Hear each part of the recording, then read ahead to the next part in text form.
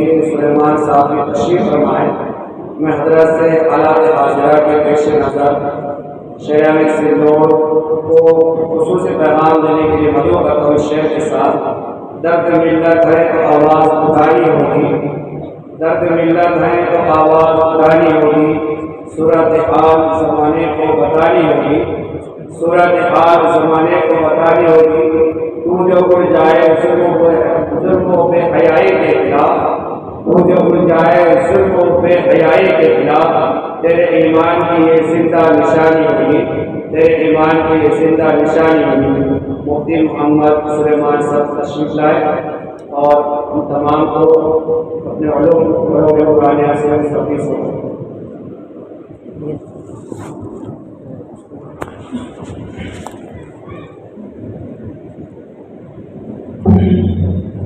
بسم الله الرحمن الرحيم الحمد لله رب العالمين والصلاة والسلام على سيد المرسلين سيدنا ومولانا محمد وعلى آله وصحبه أجمعين أما بعد أعوذ بالله من الشيطان الرجيم بسم الله الرحمن الرحيم وما آتاكم الرسول فخذوه وما نهاكم عنه فانتهوا واتقوا الله إن الله شديد العقاب۔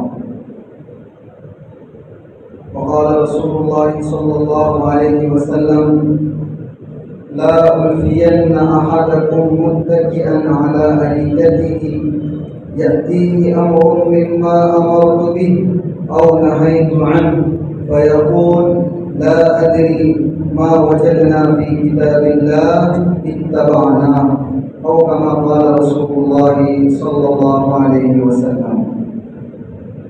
محترم صدر جلسہ اور سیرت النبی کی محبت میں اور آقا کے تذکروں کو سننے کے لیے جمع ہونے والے محبان رسول، اس میں کوئی شبہ نہیں کہ رسول اللہ صلی اللہ علیہ وسلم کی ذات قیامت تک آنے والے سارے انسانوں کے لیے رہنما اور رہبر ہے۔ آپ یقیناً ایک وقت کے لیے اپنے وجود کو لے کر جو ظاہری جسم تھا دنیا میں تشریف لائے، وقت مقرر آیا آپ چلے گئے، لیکن یہ بھی آپ جانتے ہیں کہ آپ خاتم النبیین ہیں، یعنی نبیوں کا جو سلسلہ اللہ رب العزت نے شروع فرمایا تھا وہ آپ پر آ کر مکمل ہو گیا، لہذا آپ قیامت تک کے لیے نبی قرار پائے اور آپ کی شریعت رہتی دنیا تک کے لیے ہمیشہ باقی رہنے والی شریعت قرار پائے۔ آپ علیہ الصلوۃ والسلام کی زندگی میں ہمیشہ کے لیے سارے انسانوں کے لیے رہنمائی اور رہبری ہے، بہترین اسوہ اور نمونہ ہے۔ جو لوگ آپ علیہ السلام کی ذات سے جس قدر جڑے ہوئے ہیں وہ لوگ اسی قدر آقا سے محبت کرنے والے بھی ہیں اور وہ دین سے اسی قدر زیادہ سے زیادہ وابستہ ہیں۔ جن لوگوں کی زندگی آپ کی ہدایات، آپ کی تعلیمات اور آپ کی سنتوں سے جس قدر دور ہیں وہ لوگ آپ کی ذات سے اور اصل دین سے اسی قدر دور ہیں۔ آج ہماری بستی، ہماری پریشانی اور درماندگی اور ہر طرح کی پریشانی اور فتنوں کا علاج یہی ہے کہ ہم آقا کی زندگی سے قریب آ جائیں۔ ہر سال ربیع الاول کا مہینہ آتا ہے، سیرت کو یاد دلاتا ہے، سیرت کے تذکرے ہوتے ہیں۔ دوستو، حضور علیہ السلام سے محبت اور آپ علیہ السلام سے وابستگی و تعلق کا سب سے بہترین ذریعہ یہی ہے کہ ہم آقا کی سیرت کو اپنی زندگی میں اپنائیں۔ ہمارا معاشرہ اس لیے درماندہ اور بچھڑا ہوا ہے کہ ہماری اپنی زندگی میں پیغمبر علیہ السلام کی تعلیمات نہیں رہی۔ حضور کی شخصیت کو پہچاننے کے لیے، آپ کے مقام و مرتبے کو جاننے کے لیے دو باتیں کافی ہیں۔ ایک بات یہ کہ آپ جس زمانے میں تشریف لائے تھے وہ وہ زمانہ کس قدر پسماندہ تھا، اس وقت کے لوگوں کی حالت کس قدر خراب تھی، ہم کتابوں میں پڑھتے ہیں۔ ان کے یہاں انسانیت کی شہامت اور بزرگی کوئی چیز نہیں تھی، معمولی باتوں پر کب تجارت گیری کا بازار گرم ہو جاتا تھا۔ عورتوں کی کیا حیثیت تھی، بیٹیوں کو زندہ درگور کر دیا کرتے تھے۔ یہ سارے حالات تھے۔ ان کی حالت کو یکایک جس نے بدلا ہے اسی کا نام محمد صلی اللہ علیہ وسلم کی ذات ہے۔ کیسی شرافت سے نوازا۔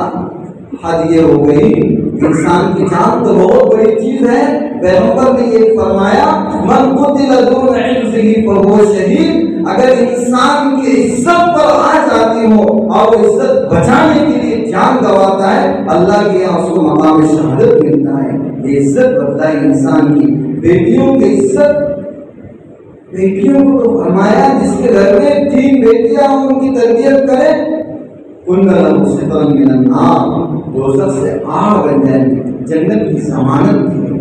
تو جس ذات نے زمانے کے رخ کو بالکل پلٹ دیا ہے، جس قدر خراب تھا اتنا اچھا بنایا ہے، اس سے پتہ چلتا ہے اس ذات میں کس قدر عظمت تھی اور ان کا وجود انسانیت کے لیے کتنا زیادہ اہم تھا۔ دوسری بات، آپ علیہ السلام کی صحبت میں رہ کر جن لوگوں کے ذریعے حضور کے زمانے کا معاشرہ تیار ہوا تھا، جن لوگوں میں وہ خیر اور خوبیاں پیدا ہوئی تھی، جس زمانے کو پیغمبر نے فرمایا تھا خیر القرون قرنی، انسانیت کا سب سے بہترین زمانہ وہ ہے جو میرے ساتھ جڑا ہوا ہے۔ تو جن لوگوں اور اس معاشرے کی خیریت اور بھلائی کی بنیاد پر اور ان کے اندر جو اوصاف پیدا کر دیے گئے تھے، ان کے بنیاد پر اس زمانے کو جو سب سے بہترین زمانہ بتایا گیا ہے، اس زمانے کے اصحاب حضور علیہ السلام کی صحبت سے اور آپ کی تربیت سے تیار ہوئے۔ آپ کی ایک زبردست پہچان یہ ہے کہ آپ نے کچھ ایسے افراد تیار کیے تھے جن افراد نے حضور علیہ السلام کو کچھ ایسا مطمئن کر دیا تھا کہ آپ نے غزوہ بدر کے موقع پر اللہ کے حضور ایک ایسا جملہ کہہ دیا تھا جو صرف اور صرف وہی کہہ سکتے تھے۔ آپ نے فرمایا تھا اللہم ان تہلک ہذہ العصابۃ لن تعبد علی الارض ابدا، اے اللہ اگر یہ مٹھی پر جماعت اگر ہلاکت کے گھاٹ آج اتر جاتی ہے تو قیامت تک تیری عبادت کرنے والا کوئی باقی نہیں رہے گا۔ بتائیے حضور نے اپنے صحابہ کو کیسے تیار کیا تھا کہ ان کا وجود اور اسلام کا وجود دونوں میں گویا لازم ملزوم کی نسبت طے پائی تھی۔ حضور علیہ السلام کے زمانے کے رخ کو بدلا اور اپنے بعد کے لیے ایسی مقدس جماعت تیار کر دی تھی۔ اس سے بھی آپ علیہ السلام کی حیثیت اور آپ کے مقام کا اندازہ لگایا جا سکتا ہے۔ دوستو، حضرات صحابہ میں جو کچھ کمال آیا تھا، حضور علیہ السلام کو پورے طور پر انہوں نے اپنے وجود کے اندر سمو لیا تھا۔ پیغمبر نے اسی لیے فرمایا تھا، یعنی جیسے حضور کی ذات رہبری اور رہنمائی کے لیے نازل ہوئی تھی، آپ نے اپنے صحابہ کے بارے میں بہت دو لفظوں میں بات کہی تھی، اصحابی کالنجوم، راستہ پانے کے لیے میرے صحابہ کی حیثیت ستاروں کی ہے، بھٹکنے کی ضرورت نہیں۔ کسی کا بھی راستہ لے لو گے وہ تمہیں صحیح منزل تک پہنچا دے گا۔ یہ حضور کو اپنے ذات میں سمو لینے کی وجہ سے ہوا تھا اور اسی بنیاد پر حضور نے صحابہ پر اعتماد کر کے یہ بات کہی تھی۔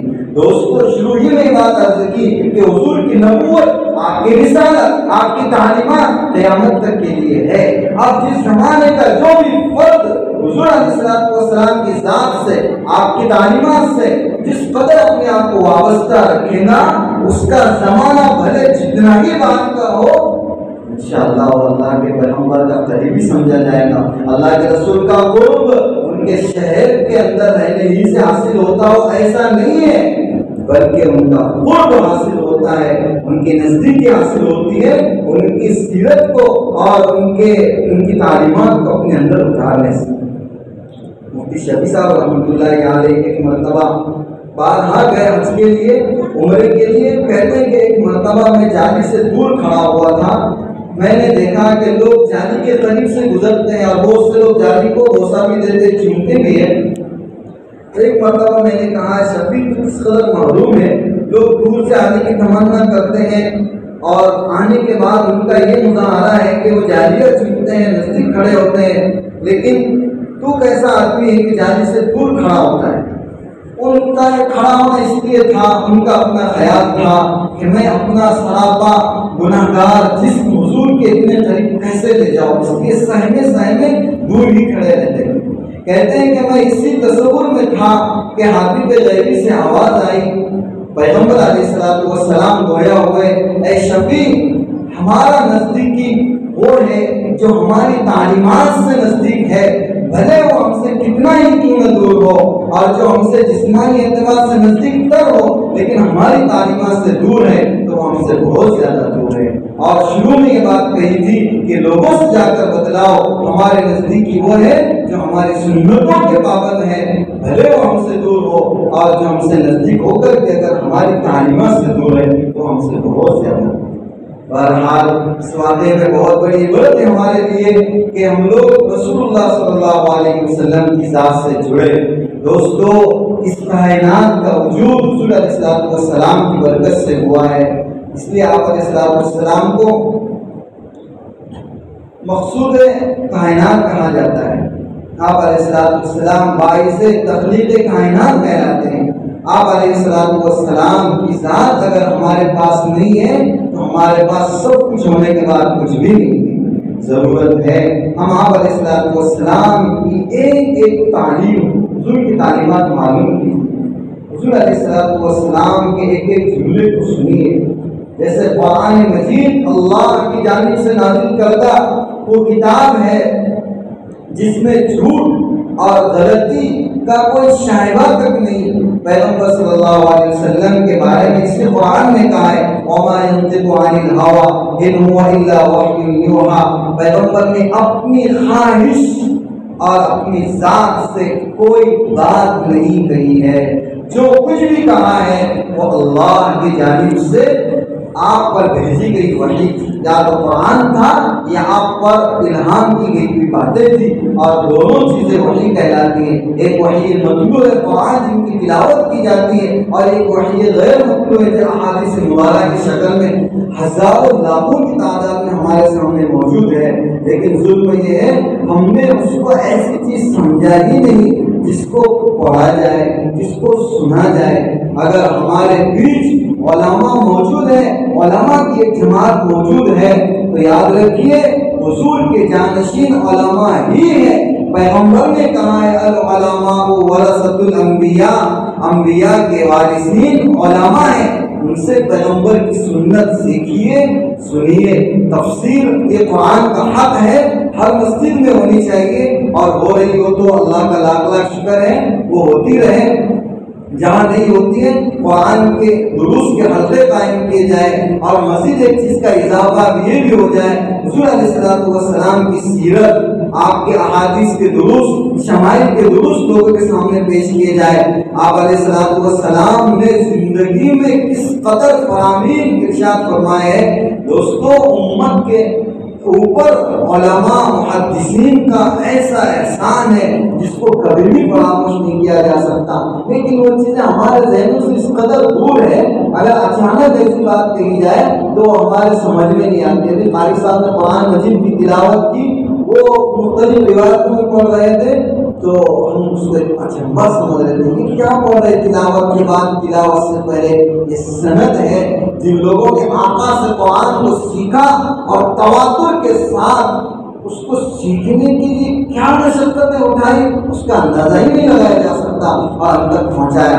ایسے ہی احادیث کا ایک سلسلہ ہے، بڑی مشقتوں سے ہم تک پہنچا ہے، کتابوں میں محفوظ ہے، اور احادیث کو بھی سنا جائے، آقا کی تعلیمات کو معلوم کیا جائے اور ان کو اپنانے کی کوشش کی جائے۔ نبی کریم صلی اللہ علیہ وسلم نے صحابہ کی جو تربیت فرمائی تھی وہ کون سے گر تھے جن کی بنیاد پر آپ نے ایسا معاشرہ تیار کیا تھا؟ کیوں ہماری اولاد ہم سے متنفر ہے، بچے باپ سے تک قریب ہونے کے لیے تیار نہیں، ہم نے ان کی تربیت نہیں کی؟ کیوں ہمارا نوجوان ہم دیندار لوگوں سے تک متنفر ہیں، ان کی آوازوں پر قریب آنے کے لیے تیار نہیں؟ ہم نے آقا کی تربیت کرنے کے انداز کو سمجھا ہی نہیں۔ آپ علیہ السلام نے حضرت ابوبکر کی تربیت کی، عمر کی تربیت کی، عثمان و علی کی تربیت کی۔ واقعات بدلاتے ہیں، حضور نے صحابہ کو پکڑ کر نیچے پٹخا نہیں تھا، بلکہ ان کے روحوں کو موڑا تھا۔